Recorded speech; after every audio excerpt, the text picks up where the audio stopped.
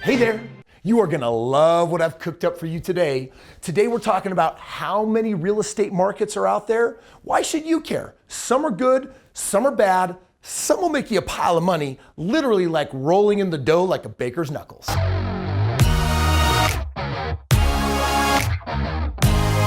If prices are gonna go up in a market, 4 things will make that happen.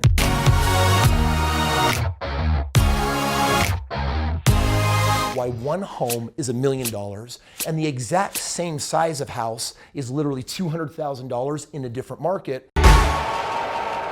What's up, real estate ninja? Kris Krohn here. We are in my wealth kitchen and we are cooking up something fine today. I am going to be talking about different markets. I'm also going to answer the question, how many different kinds of markets? But first, I need you to understand all markets are different and they're not all created equal. You've heard that adage about apples and oranges. And very much like all the different real estate markets that are out there, they are very different from each other. For example, let's just say that a basic 3-bedroom, 2-bathroom home in Kansas represents this price, this small little orange. It's just a boring old orange. The exact same size house in New York, a mega metropolis with millions of people, might cost a whole lot more money. Let me show you exactly what I mean. If you wanted to look at homes anywhere across the United States and basically take a peek into any of the markets, there would have to be some kind of online resource that you could go to that would show you all of the homes that are available for sale. And that resource exists. It's called MLS.com. It stands for Multiple Listing Services. And what that means is all of the real estate agents that represent homes for sale, this is where they go to basically post them. And you can go there right now and let's actually take a peek and see what's on there. If all you do when you click on it is input the city that you're interested in, the zip code, basic information, I'm gonna hit that search bar and immediately guess what happens? I have houses pop up. Now, this is what I wanted to show you regarding, for example, San Francisco and Bartow, Florida. San Francisco, as you might know, is a really popular city. It's got a big population, a lot of people live there, and check this out. Right there in San Francisco, I can get this basic 3-bedroom, 2-bathroom home for $1.2 million. Here's a bigger one, a 4-bedroom, 2-bathroom home, but it's only $253,000. You're definitely going to want to understand why one home is $1 million and the exact same size of house is literally $200,000 in a different market. But why? Here's what I want you to understand in the world of real estate. The price is determined by 3 words: location, location, and location. Meaning that some areas are literally more popular and better. That's what people think. And then there are other areas that are not so good. For example, location impacts price. The quality of local schools, employment opportunities, like how many jobs there are and what kind of jobs, and are they high-paying jobs? And also proximity to shopping, entertainment, and recreational centers. Like, am I in the boondocks, like literally rednecking it out in the middle of nowhere? We ain't got no neighbors. Or am I literally downtown New York? So why are some markets more expensive than others? I mean, frankly, some of them are small, right? They've got very little population, very few homes, wide open spaces.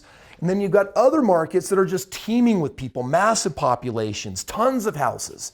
And look at these 2 different markets. Understand that in this market right here, there is not a lot of demand for more houses. It's not attractive. Not a lot of people are thinking, I want to move there. As a result, that price doesn't go up as fast. But you take a raging metropolis where there's great jobs and new employment opportunities and lots of entertainment and the latest and greatest of everything, those prices, they are going to skyrocket higher, higher, and higher. If prices are going to go up in a market, 4 things will make that happen. And then you'll understand why some markets have really expensive real estate and other markets have less expensive real estate. By the way, I need you to understand this because at the end of the video, I'm going to show you how you can make a lot of money in real estate. And this principle of supply and demand is easiest understood with these 4 principles. Number 1, in some markets, you have more people employed with higher wages, as in better jobs. Like, I'm from Seattle, Washington. When Redmond became a city because of Microsoft, 1 in every 10 employees became a millionaire. You got to imagine that created a huge draw for everyone in the computer tech space to say, I want to work at Microsoft. And you know what that did? that brought that market's home prices through the roof. The second thing that will increase prices is low interest rates. Now, this is where the government has a say in it, right? If they decide to lower interest rates, then what that really means is your mortgage or the cost of that house when you're doing your monthly payment, it literally goes down if you have a lower interest rate. That makes sense. If you have a really high interest rate, your payment's going to be higher. If you have a really low interest rate, then all of a sudden your payment's going to be a lot lower and more people are going to buy more real estate. And when more people want more real estate, the price goes up. Number three that will drive prices up is if there's literally not enough homes for sale. Imagine with me for a moment that you live in a city that 10,000 people want to move in, but literally there's like 500 homes for sale. And when that happens, prices shoot up. And finally, number four, if there's not enough new homes being built, that will also skyrocket the prices. For example, did you know since 2008 that we've had a deficit of 1 million homes in America that need to be built for all the people that are here? We're busting at the seams. And right now, if we could build 1 million more homes, we would have people to fill them. And that, of course, also means that the prices are going up. Now, at this point, it would only be natural to ask, Kris, which market has better opportunities? Is it the really tiny ones, or is it the really big raging metropolises? The answer is there's huge opportunity in both of them, but the opportunities look different. In a built-out market, a raging metropolis, opportunities are often going to be a lot more expensive.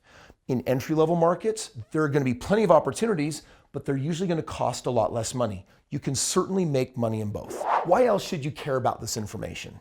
Well, I'll tell you that one of the first houses that I bought was actually right next to the railroad tracks, and it's a house I bought for $99,000.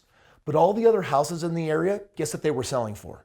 They were selling for $140,000, $150,000, and $160,000. So because I understood the price range and I understood my market, it meant that I was able to buy a house below that market average, hold on to it for a few years, and then when I sold it, I made a big pile of money. Whatever market you live in, these are the 4 key factors that you should be paying attention to so you can also see the opportunities for getting ahead or buying a smart home to live in or becoming an investor that makes a lot of money. Factor number 1, the demographics.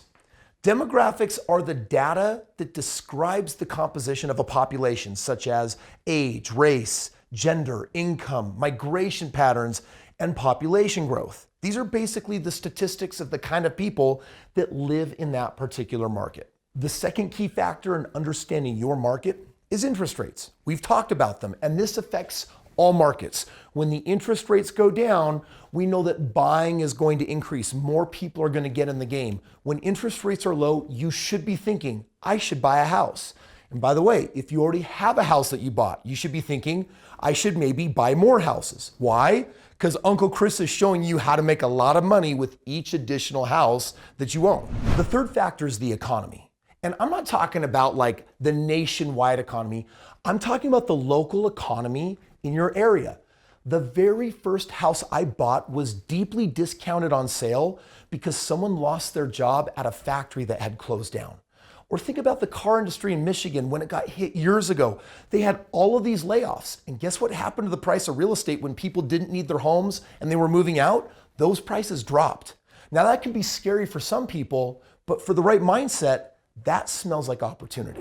And the fourth key factor that is driving your personal real estate market is the government, the policies, the legislation. Now, don't let this go over your head or get complicated, but you should actually be looking at what choices the government's making because guess what? Those policies trickle all the way down to your personal local market and what happens to real estate in your area. So how many different real estate markets are there? There's actually 324 markets to be precise. And I track every single one of them. Do you know why? I used to invest in my backyard. It was convenient and then it was easy.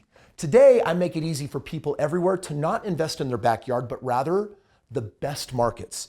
Did you know out of 324 markets that there's always 1, 2, or 3 of those markets that will make you way more money than any of the others? And that's information that I value and I like to know. Why? Because when I buy a house, I want to know that I can turn it into a tidy profit at the same time while providing a service for somebody. In fact, I publish regularly this document, and I'm willing to give you a copy for free. It reveals literally in this moment right now the top 3 markets that I'm investing in, why they are making so much money, and how you can actually get in on a piece of the action. So if you are interested in becoming a real estate investor, if you want to know how to invest successfully in your backyard, or if you want to know the easiest ways to go to the very best markets, then click the link below, get this document, I'll share all of my secrets, and let's get you succeeding with what you've learned today. The real estate markets are like a bunch of different flavors, just like my videos. Go ahead and subscribe and watch my videos every day because they're the bomb, kind of like me being James Bond. Didn't work at all. Okay.